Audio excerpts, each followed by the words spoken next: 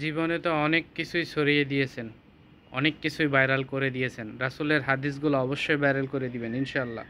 প্রিয় নবী হযরত মুহাম্মদ সাল্লাল্লাহু আলাইহি সাল্লাম বলেছেন, যে ব্যক্তি নিয়মিত ইস্তেগফার করবে, আল্লাহ তাআলা তাকে যাবতীয় বিপদ, দুশ্চিন্তা থেকে মুক্তি দিবেন এবং তাকে আকর্ষণীয় স্থান থেকে রিজিক দান করবেন। সুবহানাল্লাহ, সুবহানাল্লাহ।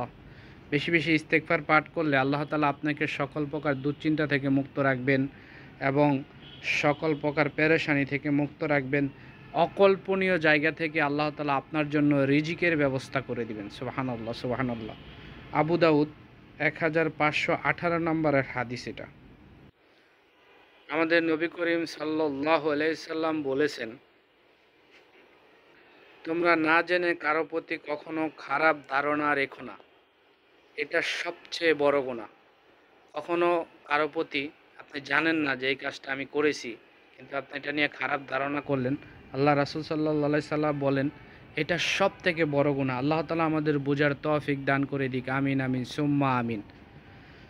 সহিহ বুখারী 5143 নম্বর হাদিস।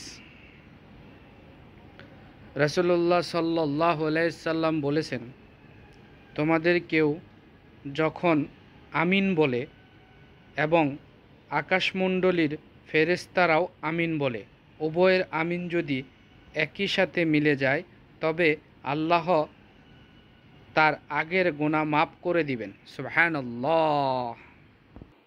আমরা যখন আমিন বলি, আকাশের ফেরেশতারাও আমাদের সাথে আমিন বলে, আর আমাদের আমিনের সাথে যদি আকাশের ফেরেশতাদের আমিনের সাথে মিলে যায়, আল্লাহ তাআলা আমাদের পূর্বের গুনাহ ক্ষমা করে দিবেন। সুবহানাল্লাহ। এটা আমাদের প্রিয় নবী সহিহ মুসলিম হাদিস নাম্বার 804 বলেছেন। সুবহানাল্লাহ, সুবহানাল্লাহ, সুবহানাল্লাহ। আমিন, আমিন, আমিন, সুম্মা আমিন। আল্লাহ তাআলা আমাদের বোঝার তৌফিক দান করে দিক। আমিন, আমিন, আমিন, সুম্মা আমিন। অবশ্যই সবার মাঝে ছড়িয়ে দিবেন ইনশাআল্লাহ। প্রিয় নবী হযরত মুহাম্মদ সাল্লাল্লাহু আলাইহি সাল্লাম বলেন, আল্লাহ যখন কারো ভালো চায়, আল্লাহ তাআলা তখন তাকে পরীক্ষায় ফেলেন। বিভিন্ন রকম কষ্ট, রোগ ব্যাধি দিয়ে পরীক্ষা করেন যে এই বান্দা আসলেও আমাকে ডাকে কিনা, আমার ইবাদত করে কিনা, বিপদের সময় আমার কাছে সাহায্য চায় কিনা।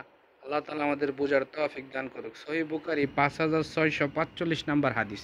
সুবহানাল্লাহ, সুবহানাল্লাহ, সুবহানাল্লাহ, সুবহানাল্লাহ। প্রিয় নবী হযরত মুহাম্মদ সাল্লাল্লাহু আলাইহি সাল্লাম বলেছেন,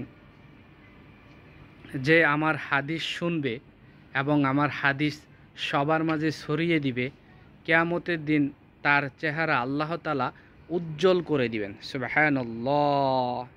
অবশ্যই ভাই হাদিসগুলো সবার মাঝে ছড়িয়ে দিবেন, এর বিনিময়ে আপনি পাবেন অসংখ্য অগণিত নেকি ইনশাআল্লাহ।